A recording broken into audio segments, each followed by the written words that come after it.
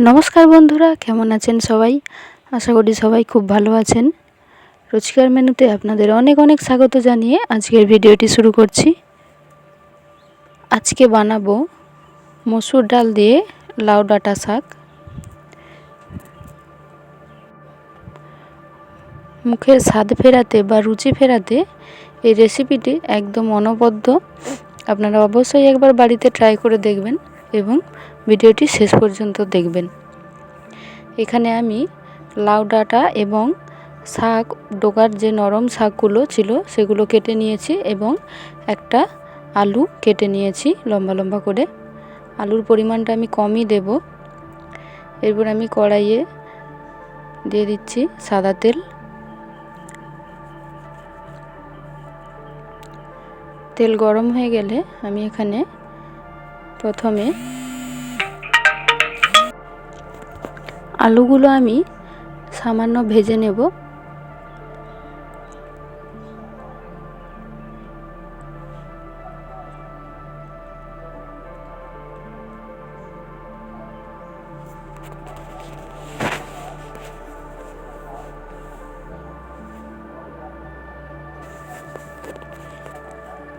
এরপর আমি দিয়ে দিচ্ছি কেটে রাখা শাক এবং ডাঁটা।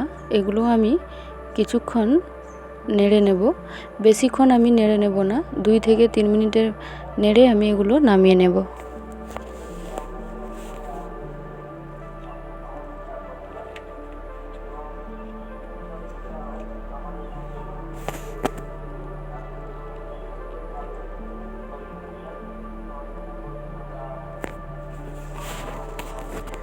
দেখুন 2 থেকে 3 মিনিট আমি নেড়ে নিয়েছি, কালারটাও চেঞ্জ হয়ে গেছে। এখন আমি এটি নামিয়ে নেব।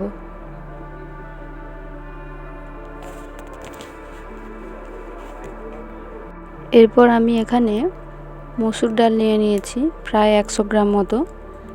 আমি ডালটা ধুয়ে সেদ্ধর জন্য বসিয়ে দিচ্ছি।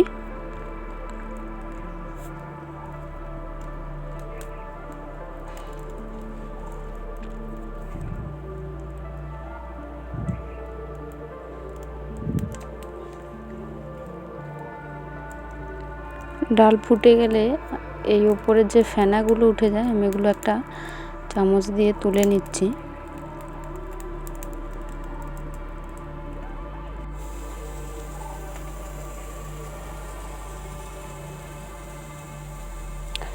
ডাল খুব ভালোভাবে ফুটে গেছে।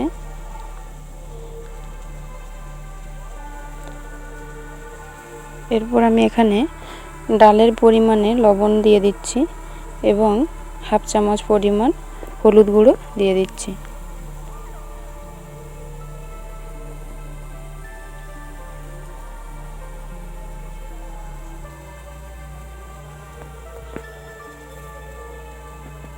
আমি কিন্তু এখানে ডালটা একদম সেদ্ধ করব না, 80% সেদ্ধ করে নিচ্ছি।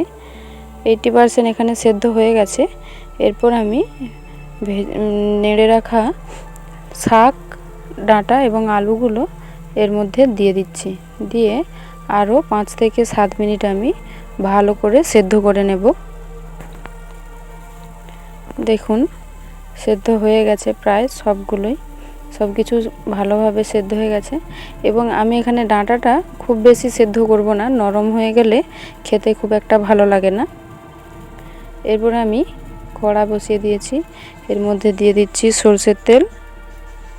ফোড়নের জন্য দিয়ে দিচ্ছি 3টে শুকনো লঙ্কা, 2টো তেজপাতা এবং 5 ফোড়ন দিয়ে আমি কিছুক্ষণ নেড়ে নেব।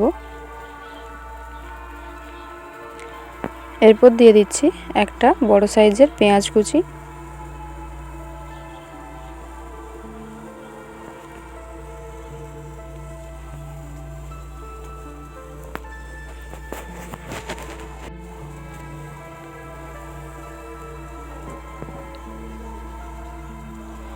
এখানে পেঁয়াজগুলো প্রায় ভাজা হয়ে গেছে।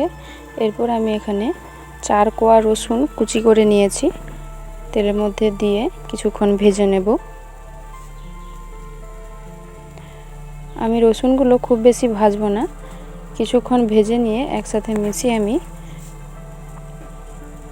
এরপর আমি এখানে সামান্য পরিমাণ হলুদ গুঁড়ো এখানে দিয়ে দিচ্ছি, এতে রান্নার কালারটা খুব সুন্দর আসে।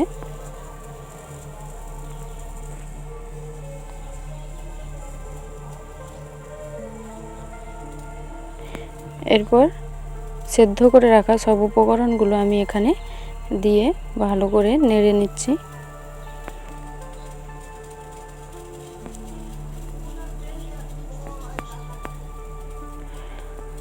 আরও 2 থেকে 3 মিনিট আমি ফুটিয়ে নেব।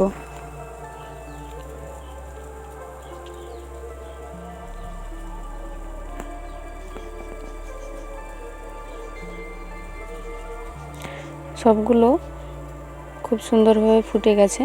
আমি যেহেতু তখন শুধু ডালের পরিমাণে লবণ দিয়েছিলাম, এখানে আমি শাকের পরিমাণ অনুযায়ী লবণ দিয়ে দিলাম এবং 2টো চেরা কাঁচা লঙ্কা দিয়ে দিলাম। দিয়ে আরও কিছুক্ষণ ফুটিয়ে নিচ্ছি।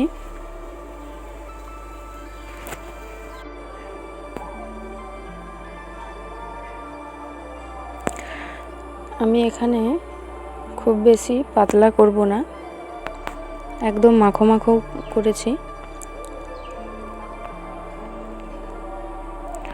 রান্না একদম কমপ্লিট। এখন আমি নামিয়ে নিচ্ছি।